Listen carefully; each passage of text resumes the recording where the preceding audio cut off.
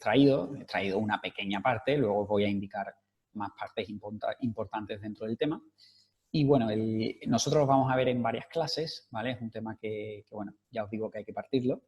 Y se denomina o se llama el sistema nervioso central, organización anatomofuncional. Es decir, la idea es explicar, por un lado, la función de la estructura, por supuesto, dónde están sus límites, a quién inerva, cuáles son las vías que utiliza, cuáles son sus núcleos más representativos.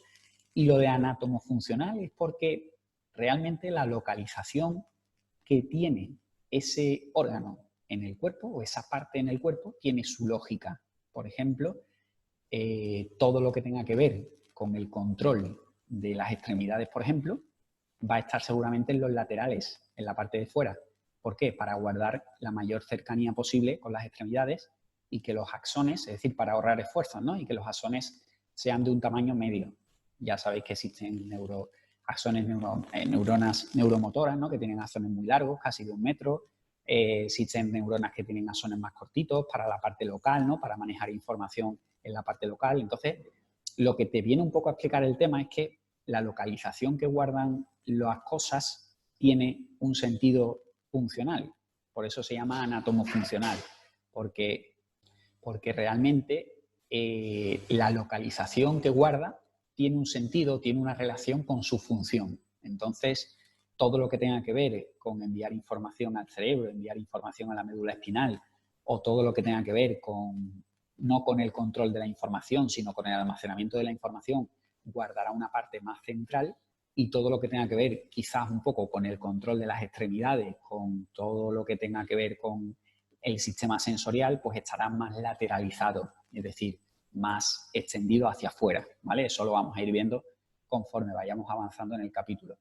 Entonces, eso lo vamos a ver, ¿no? Yo os lo he puesto aquí como una pregunta por aquí. El organismo ha ubicado esa parte de ahí para que cumpla mejor su función, es decir, para ahorrar energía, para ahorrar presupuesto, ¿no? Como yo digo. Entonces, al final vamos a ir viendo cómo efectivamente que el puente esté donde está tiene su sentido, que el tronco del encéfalo esté donde está tiene su sentido, que la médula espinal esté donde está tiene su sentido, y por qué el cerebro está arriba del todo y no está a la altura del corazón. Podría estar el cerebro donde está el corazón y el corazón donde está el cerebro. Entonces, todo está ubicado en ese sitio por una razón, ¿vale?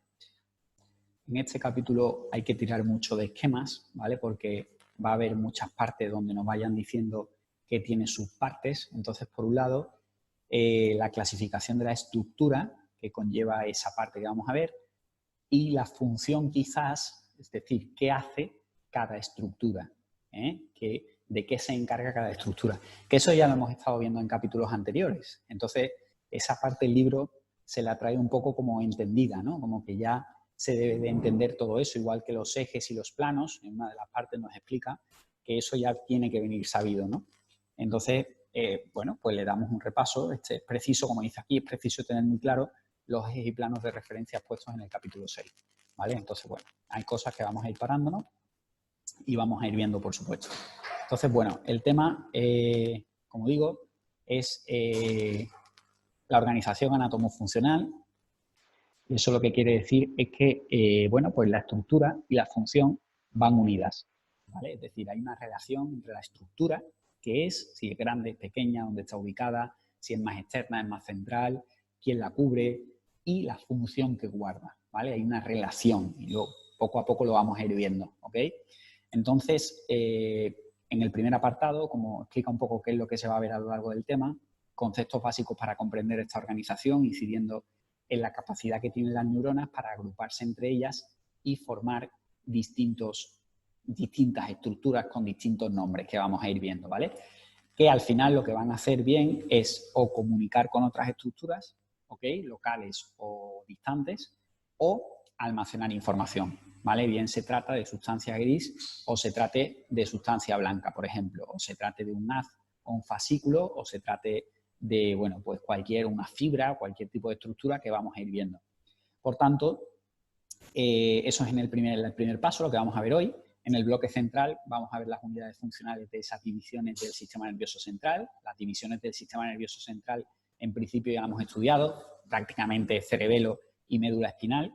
y veremos cómo son por dentro, qué estructuras las componen y sus características, ¿vale? Entonces, bueno, no solo explica la función, o sea, no solo hay que quedarse con la función en este tema de lo que vayamos viendo, sino con la estructura que la subyace, de dónde viene, qué lo forma y todo eso, pues, en parte es información importante y no es fácil ni de estudiarla ni de memorizarla. Hay que repetirla muchas veces y hacer muchas preguntas para irse quedando con cada una de las partes. Preguntas, en este caso, de años anteriores.